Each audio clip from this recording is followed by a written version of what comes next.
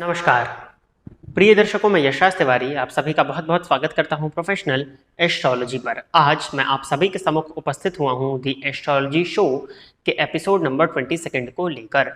दी astrology show में मैं आप सभी दर्शकों के द्वारा पूछे गए प्रश्नों के जवाब देता हूं। वो प्रश्न ज्योतिष से संबंधित हो सकते हैं, पूजा पाठ से संबंधित हो सकते हैं, हमारी ऑकल्ट साइंस की फील्ड से रिलेटेड हो सकते हैं, आप अपनी जन्म कुंडली की प्लैनेटरी पोजीशन से संबंधित किसी चीज़ को अगर समझना चाहते हैं, या कोई भी प्रश्न जो कि ज्योतिष, पूजा पाठ या ऑकल्ट साइंस की फील्ड से संबंधित आपके मन में उत्पन्न होता है, उन प्रश्नों के जवाब आप मुझसे इस कार्यक्रम के माध्यम से पा सकते हैं। यदि आप भी अपने प्रश्न इस कार्यक्रम में सम्मिलित कराना चाहते हैं तो इसी वीडियो के कमेंट सेक्शन में जाकर के अपने नाम के साथ में स्पेसिफिक अपने प्रश्न को लिख दीजिए। इसके बाद में जैसे ही दी एस्ट्रोलॉजी शो का नेक्स्ट एपिसोड आता है, उस एपिसोड में मैं आप सभी दर्शकों के द्वारा पूछे गए प्रश्नों के जवाब को लेकर के आप सभी के सम्मुख उपस्थित हो जाऊंगा। यदि आप इस वीडियो को देखते हैं और अगर आपको ये वीडियो पसंद आता है तो आप इस वीडियो को लाइक करिए, साथ ही साथ इस चैनल को सब्सक्राइब करिए ताकि इन फ्यूचर जो भी कंटेंट मेरे द्वारा इस चैनल पर अपलोड किया जाता है उसका नोटिफिकेशन आपको मिलता रहे। अब हम बिना विलंब किए अपने आज के इस कार्यक्रम की शुरुआत करते हैं।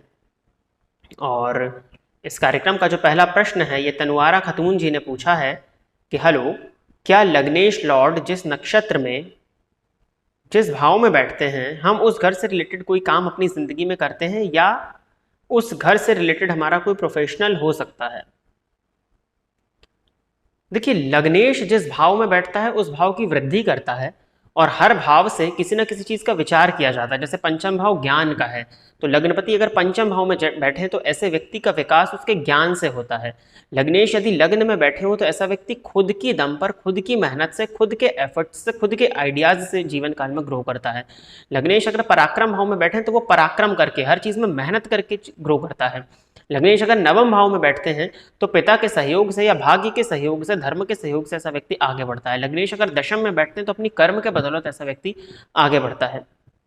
तो काम करने का तरीका लग्नेश जिस भाव में बैठे हैं, ग्रो होने का तरीका लग्नेश जिस भाव में बैठे हैं उस भाव से जोड़ करके देखा जाता है। लग्नेश सप्तम में हो तो कहा जाता है कि विवाह के उपरांत ऐसा व्यक्ति का विकास होने लग जाता है। तो ये चीज है। अब लग्नेश लॉर्ड, लग्नेश जिस नक्षत्र में बैठेंगे तो लग्नेश जिसके भी नक्षत्र में बैठेंगे, अगर वो जिसके नक्षत्र में बैठे उस नक्षत्र का लॉर्ड अगर कुंडली में कारक होगा, कुंडली में बली होगा, तो लग्नेश को भी उससे बल मिलेगा। तो हाँ, लग्नेश जिस नक्षत्र में संचरण कर रहे हैं उस नक्षत्र लॉर्ड की भूमिका भी कुंडली में बढ़ जाती है। इसको इस तरह से आप देख सकते हैं।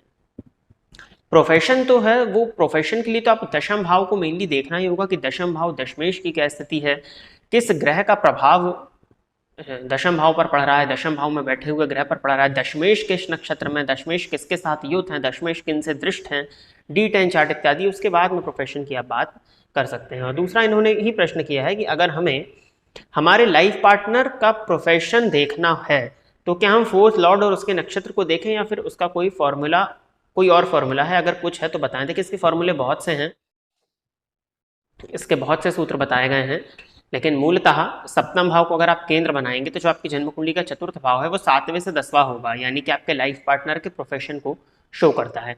तो दशम भाव को देखिए, मतलब सप्तम से दशम यानी कि चतुर्थ भाव को देखिए, चतुर्थेश की स्थिति को देखिए, चतुर्थ भाव में बैठे हुए ग्रह की स्थिति को देखिए, चतुर्थ भाव में जो ग्रह है वो किसके नक्षत्र में बैठा है उसको देखिए, चतुर्थेश किसके नक्षत्र में उसको देखिए। इससे आप लाइफ पार्टनर के प्रोफेशन का, सप्तम भाव को भी देखना होता है, उससे भी आपके लाइफ पार्टनर के प्रोफेशन के विषय में अंदाजा लगाया जाता है। साथ ही साथ नवमांश कुंडली में भी चतुर्थ भाव और दशम भाव, 11वें घर, इन सप्तम भाव, इन सभी चीज़ों को देखना होता है। नवमांश के लग्न को देखना होता है। ये कुछ पॉइंट्स हैं, इन पॉइंट्स के आधार पर सेम जितनी चीज़ें मैंने बताई ये चंद्र कुंडली से भी जोड़ करके देखी जाती हैं और शुक्र से भी जोड़ करके देखी जाती हैं। उसके बाद में इन सब चीज़ों पर विचार आप कर सकते हैं। तो ये हुआ। अगला प्रश्न जो है ये समरजीत जी का है कि गुरुजी नमस्कार, प्लीज़ चांदी का छल्ला थंब में वेयर करने की विधि बता दीजिए। जी, थंब में तो नहीं, मैंने आपको स्मॉल फिंगर में बोला होगा, लेकिन फिर भी अगर आप अंगूठे में पहनना चाहें तो शुक्र के लिए लोग पहनते हैं।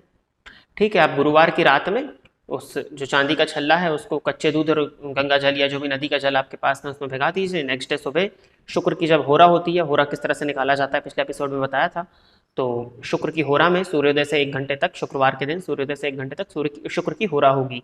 तो उस होरा में आप शुक्र का बीज मंत्र या ओम शुम शुक्राय नमः इस मंत्र का जाप करके उस छल्ले को धो करके विधिवत पूजा करके धारण कर लीजिए, यही विधि होती है। अगला प्रश्न सुमन घोष जी ने किया है कि प्रणाम, टाइगर आई स्टोन कौन से लग्न वाले पहन सकते हैं, कृपया बताएं। देखिए टाइगर आई स्टोन इस तरह के जेमस्टोन्स तो ना मैंने किसी को कभी पहनाए हैं, या इस विषय में ज़्यादा जानकारी है, फिर भी सूर्य मंगल, क्योंकि ब्राउन कलर का होता है तो सूर्य मंगल और केतु से रिलेट करके इस जेमस्टोन को देखा जाता है। ये भी सुना सुनाया ही है, क्योंकि जो नवरत्न बताए गए हैं शास्त्रों में उनमें ये नहीं आता, पहली चीज़।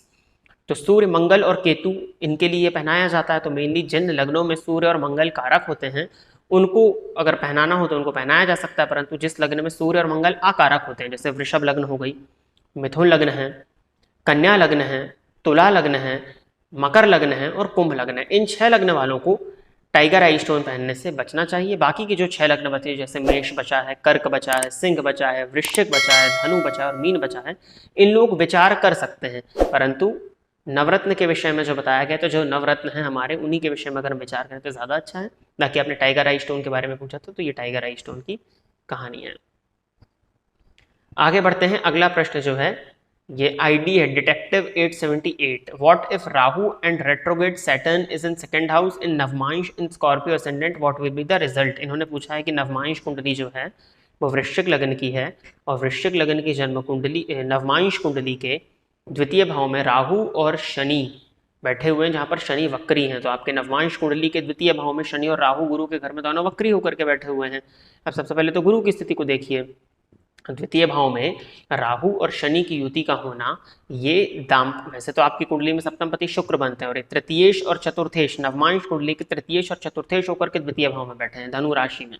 तो सबसे पहले अब राहु को यहाँ पे कहीं ना कहीं नीच राशि में भी माना जाएगा। तो सबसे पहले तो लग्न कुंडली को देखना होगा, क्योंकि लग्न कुंडली का पाठ होती है नवमांश कुंडली। तो लग्न कुंडली में आपके शनि कारक है या नहीं, अगर शनि वहाँ कारक होंगे तो राहु भी कारक होंगे, तो उस हिसाब से देखा जाएगा। लेकिन फिर भी ये द्वितीय भाव में नवमांश कुंडली में बना है, तो ये जीवन साथी की वाणी को कड़वा प्रदर्शित करता है। सामान्यतः इस 2 लाइन के प्रश्न से तो इतनी ही चीजें समझ में आती है। अगर D1 चार्ट होता तो हम और आगे जाकर के इसको देख पाते। एक प्रश्न है KR खंडारी जी ने किया है कि अगर लग्न बली परंतु लग्नेश कमजोर हो तो क्या परिणाम होगा। बढ़िया प्रश्न आपने किया है। अगर लग्न बली होगा तो ऐसे व्यक्ति के अंदर महत्वाकांक्षाएं होंगी, चीजों को पाने की चाहत होगी। अगर लग्न बली है, मान लीजिए लग्न बली है, 10 से 20 अंश पर लग्न बली होगा, तो सभी भावों का भाव मध्य भी वही आएगा, तो उसकी वजह से महत्वाकांक्षाएं होंगी, चीज़ों को पाने की चाहत होगी। अब लग्नेश कमज़ोर है, तो अब कमज़ोर जितने पॉइंट्स को देखा जाता है, अगर उन सभी पॉइंट्स में कमज़ोर हैं तब तो ठीक है। पहले तो षड्बल इत्यादि में अंश बल के आधार पर देखिए, किस राशि में बैठे, किस भाव में बैठे, किस नक्षत्र में बैठे हैं, जिस घर में लग्नेश बैठे हैं उस भाव के अधिपति की क्या स्थिति है, इसको देखना होगा। इन सब चीज़ों को देखिए, तब डिसाइड करिए कि लग्नेश कमज़ोर है या नहीं। हाँ, अगर लग्न मजबूत है और लग्नेश कमज़ोर है तो महत्वाकांक्षाएं तो होंगी, चीज़ों को पाने की चाहत भी होगी, परंतु उसके लिए जो प्रयत्न उस जातक को करना चाहिए उस प्रयत्न में कमी आएगी, और प्रयत्न में कमी आने के चलते उन चीज़ों को पाने में परेशानी होगी। तो लग्नेश का बली होना भी ज़रूरी है। लग्न के बली होने से चाहतें उत्पन्न होती हैं, और लग्नेश के बली होने से आप उस चीज़ को करते हो, आप उस चीज़ को करने के लिए, आप कर्म करने के लिए प्रेरित हो जाते हो, आप कर्म कर पाते हो, ये चीज़ें हैं। अब लग्नेश कमज़ोर हो तो आलस्य इत्यादि भी होता है, स्वास्थ्य में भी परेशानी आती है। अब मान लीजिए कि शरीर में आलस है और महत्वाकांक्षाएं बहुत है, तो वो तो शेख चिल्ली के हसीन सपने हो गए कि बिस्तर पर लेटे हैं और ख्वाब देख रहे हैं, शेख चिल्ली हो गए आप। और दूसरी चीज़ ये होती है कि लग्नेश कमज़ोर है तो संभव है कि स्वास्थ्य से संबंधित परेशानी हो। लग्न बली है तो आप संघर्ष करने के लिए प्रेरित है, परंतु संघर्ष का रिजल्ट ही नहीं मिल पा रहा है।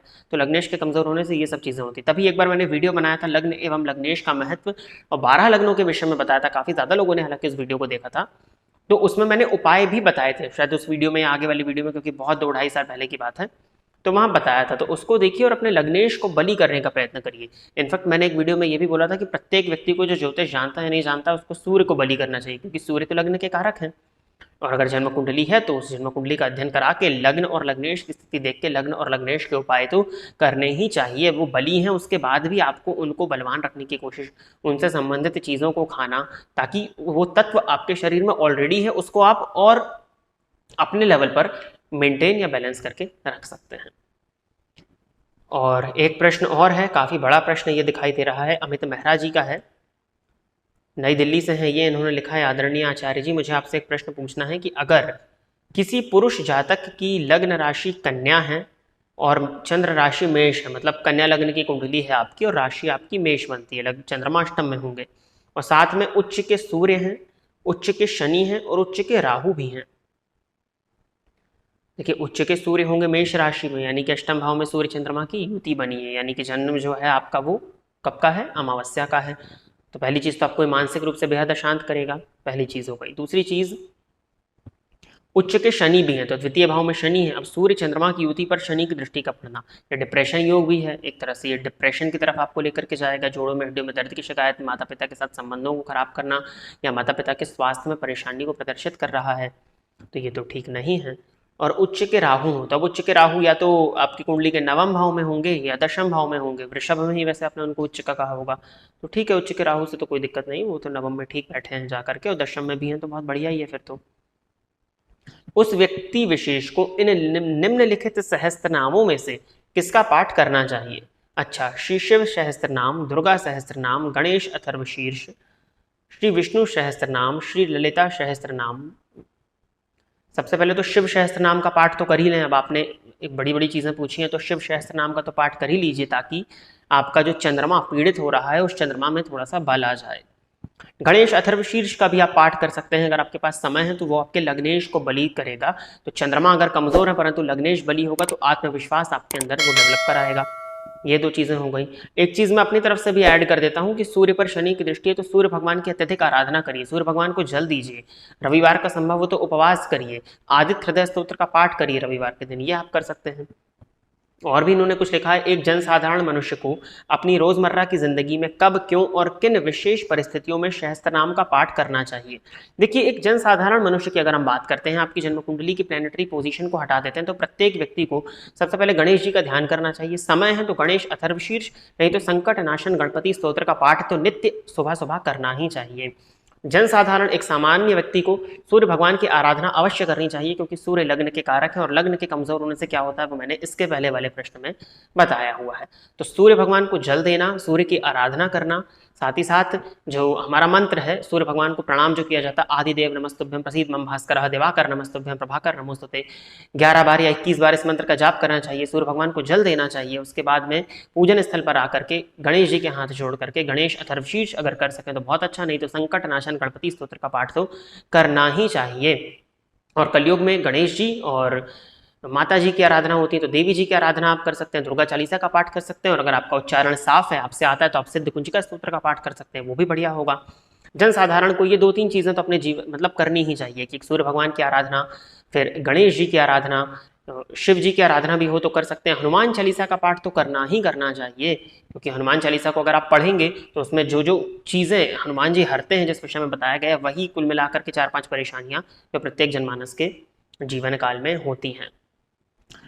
और इन्होंने लिखा है हमें इन सहस्त्रनामों को पढ़ते वक्त क्या क्या सावधानियां बरतना चाहिए। सबसे पहले तो सावधानी यही है कि आप पवित्र होकर के बैठे, पवित्रता होनी चाहिए। देवम भूतवा देवम यजेत, देवता बन के ही देवता की आराधना की जाती है, तो सबसे पहले पवित्रता होनी चाहिए।